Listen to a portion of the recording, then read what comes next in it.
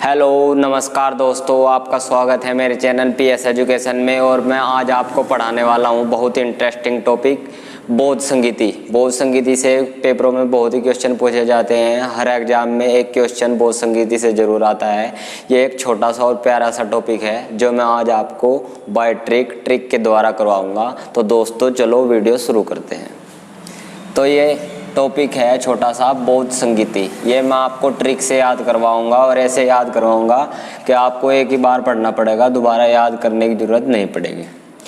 तो ये सभा है, ये समय है, ये स्थान है, शासन काल है।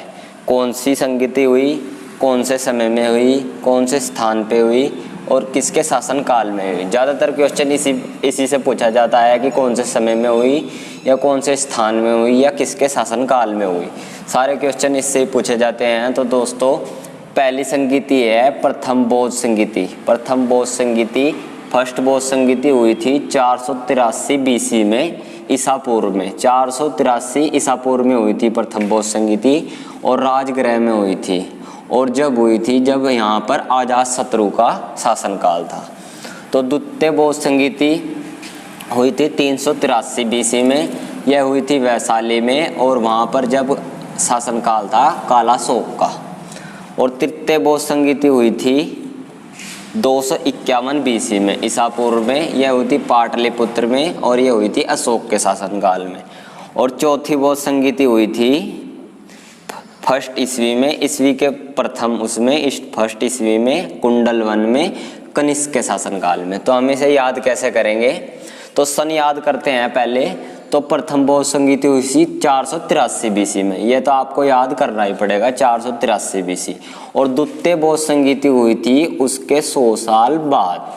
100 घटा लेना है, उसमें से 100 माइनस कर लेना है, तो 383 में। प्रथम बौद्ध संगीति हुई 483 में, द्वितीय हुई 383 में और तृतीय बौद्ध संगीति हुई 251 BC में। तो आपको ऐसे रिलेट करना है जैसे 251 है, ये 2 और 1 इनका योग है 3, तो 3 का मतलब तृतीय बौद्ध संगीति। तो 251 अगर आपको ऑप्शन में मिला तो आप तृतीय बौद्ध संगीति लगा दोगे। 2 और 1 इन दोनों वर्डों का योग 2 और 1 का 3 है, तो ये तृतीय बौद्ध संगीति है।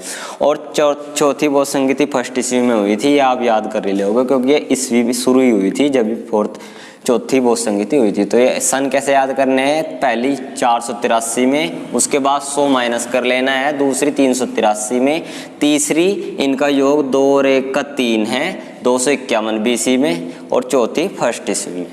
अब हमें इनके करने हैं स्थान याद। तो प्रथम बौद्ध संगीति राजगृह में, दूसरी वैशाली में, तीसरी पाटलिपुत्र में और चौथी कुंडलवन में।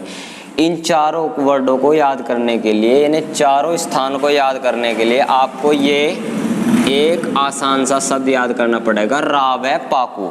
रावै पाकू ये बहुत ही आसान सा शब्द है, रावै पाकू। आपको ये याद कर लेना है और ये याद करते ही आपको ये चारों स्थान बहुत ही आसानी से याद हो जाएंगे। रावै पाकू 3-4 बार पढ़ लेना है, आपके दिमाग में फीड हो जाएगा। फिर रावै पाकू से ये चारों बौद्ध संगीति आपको याद हो जाएगी। जैसे पहली बौद्ध संगीति 483 में हुई थी राजगृह में, तो रा से राजगृह। दूसरी वैशाली में, वै से वैशाली में। तीसरी पाटलिपुत्र में, रावै पाकू।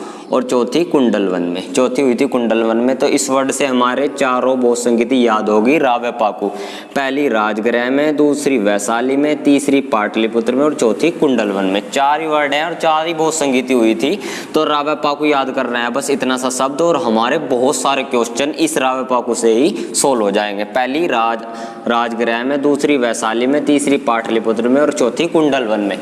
अब हम करेंगे शासनकाल, किसके शासनकाल में हुई। तो शासनकाल के लिए ट्रिक है एक बस 2 बार एक याद करना है और आपके शासनकाल भी याद हो जाएगा। पहली बौद्ध संगीति हुई थी अजातशत्रु के शासनकाल में, दूसरी हुई थी के से कालाशोक के शासनकाल में, तीसरी हुई थी फिर अशोक के शासनकाल में और चौथी हुई थी कनिष्क के। फिर एक अजातशत्रु, कालाशोक, अशोक, कनिष्क।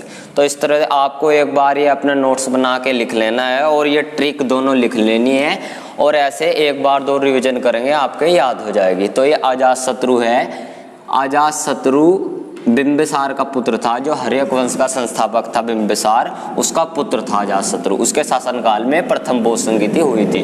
और द्वितीय बौद्ध संगीति हुई थी कालाशोक के शासनकाल में। जो शिशुनाग वंश का संस्थापक था, शिशुनाग, उसका पुत्र था ये कालाशोक, उसके शासनकाल में हुई थी ये द्वितीय बौद्ध संगीति। और तृतीय बौद्ध संगीति हुई थी अशोक के शासनकाल में। अशोक को आप जानते हैं, बिंदुसार का पुत्र था अशोक।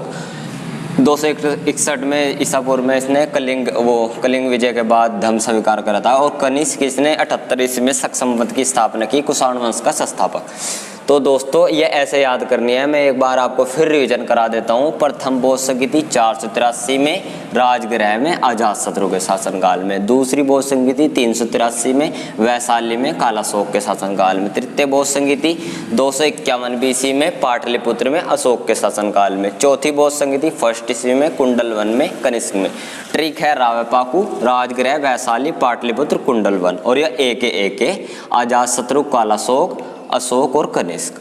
और ये 483 से 100 घटा लेना है, 383। और ये 251, 2 और 1 थर्ड बौद्ध संगीति और 1st ईस्वी। तो दोस्तों मैंने बहुत ही आसान तरीके से ट्रिक से आपको ये टॉपिक पढ़ाया है। अगर आपको मेरी वीडियो अच्छी लगी हो और आपको मेरा पढ़ावा पसंद आया तो मेरी वीडियो को लाइक करें और मेरे चैनल को सब्सक्राइब करें। थैंक यू दोस्तों।